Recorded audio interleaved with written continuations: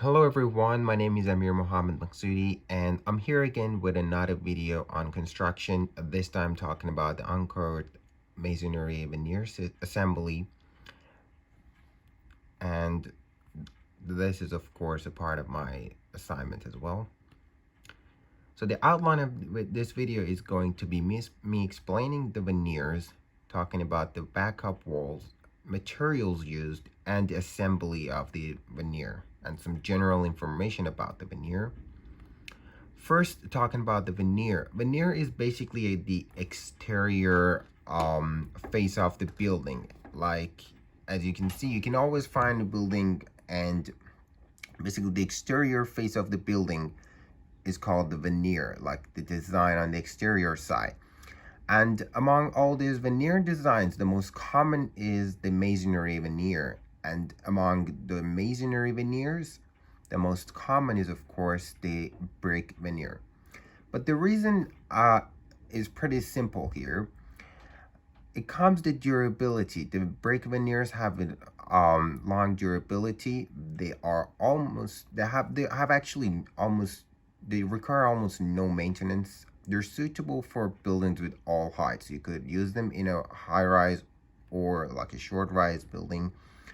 And basically they're accessible, like everywhere in the United States or everywhere in the world. You could possibly have access to, of course, brick if you don't have access to steel or anything else.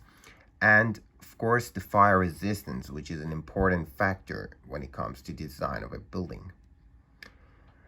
Moving forward, talking about the type of walls. So of course a backup wall could be a low bearing and a non-low bearing, and well, the material of the wall could be wood, it could be steel, it could be concrete masonry units, and it could be reinforced concrete. So if a building is more like made out of wood and it's a load bearing wood wall, so it's more likely a low rise building, and it's more of a residential. And when it's like a concrete masonry unit, concrete masonry, or like a concrete, like a reinforced concrete or steel, that comes more with commercial construction or like a high-rise building. Moving forward to assembly, we have to talk about the anchors, the airspace, the support, and the drainage, and of course the vertical expansion joints. And cores, well, cores are basically to connect the veneer to the backup wall. They usually are made out of steel. It could be galvanized, it could be just stainless, and they just have to like transfer the lateral load to the backup wall. And basically veneers, the anchors have a pretty important job. They have to prevent any movement in vertical to the wall, and they have to somehow allow some movement in the plane, let's say parallel to the wall. And the reason is the expansion of veneer, like after construction. So the anchors take like a very important responsibility. They have to like prevent any movement, or like at least minimize it in one direction, and they have to somehow allow some movement in another direction. And of course they come in two different sections, of like one piece or two pieces. And the spacing for anchors, as we can see, they have to be 32 inches on the center when we talk horizontally bottom, and they have to be 18 inches in vertical apart. Moving forward from anchors, we have to talk about the airspace. Basically, the airspace is a 2-inch area that is basically supposed to be left with no components, no mortar, nothing in it, and just air between the veneer and the back of wall. And the maximum distance that this 2-inch could be increased to is 4.5 inches, and that really depends on the material, the standards and everything on the anchor. Like that is really dependent on the anchor, and depending on that, it could go from 2 inches all the way to 4.5, but the minimum is 2-inch space clearly.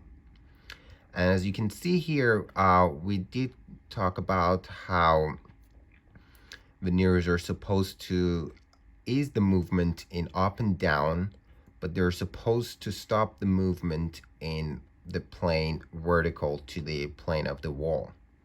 As you can see, the red arrow is what to be banned, and the blue arrows are to be allowed. These are the direction of movement, of course. So talking about the airspace and talking about the encores, we come to the support part of the veneer. So veneer could be supported in two different ways. It could be laid on the footing, as you can see here on the depression, or it could be reinforced, not reinforced, it could be basically supported by each floor using shelf angles. So it could be supported in two ways. It could be supported like all the way on the footing. You can see the depression point here, or it could be the footing and also these, on each floor, as you can see, it could be supported by these shelf angles. And the shelf angles are connected to the spandrel beams. So this is a shelf angle, and this is a spandrel beam, as you can see in the picture, and it has to be welded, bolted, somehow connected to that beam, and basically has to take the load of the veneer unit up on top of it. And you can see this part here is just left to be transfer the load to a footing. And when it comes to openings, we have another way of supporting. On the openings, however, we just use the lintel angles, and these angles are not bolted or welded to anywhere. They're just placed on the openings, and then you just like put the masonry units on top of them, and then you keep going. And it's just to provide support for the openings. Pretty much it. You don't even use mortar or anything. And now we come to the drainage and water. Well, we have to provide flashing on the design, and the flashing has to be placed at the foundation, under any window sill, or on the lintel angle and shelf angles. So wherever you have an angle, you have to have flashing under the window. Under the window and on top of the foundation. And the material used could be copper sheets or plastics, or even stainless steel, which is basically like a high water resistance material. As you can see here, this flashing member here will prevent, let's say the water is coming down this way, this flashing member here prevents the water from leaking in, and it directs it outside. So it's very important to have your drainage system working efficiently. And then here comes the whip holes. Well, we did talk about it in the masonry, but now the whip holes are basically hold drainage. I wouldn't call them members, but there are drainage systems designed for masonry units. As you can see, it's a way for water to go out, and basically they have to be 24 inches off the center in spacing. And if you're using head joints, it has to be 16 inches. As you can see, this is an example of a head joint whip hole. And then at the end, we go to the vertical expansion. So as I mentioned, the brick walls expand after the construction. So it's important for us to have like somehow continuous vertical expansion joints. And these joints are reinforced with, of course, steel. As you can see, this is like a map from the top. So these are two bricks. This is a joint, and this is a steel running through. And this steel has to be centered 20 foot apart when it's in middle of the wall, and 10 foot off the edges. Like any reinforcing, that it should not be exposed.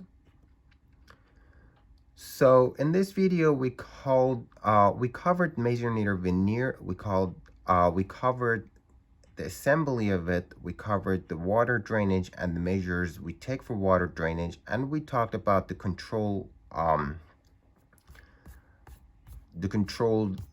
not a control, but like the method of controlling these expansions, which is with the expansion joints.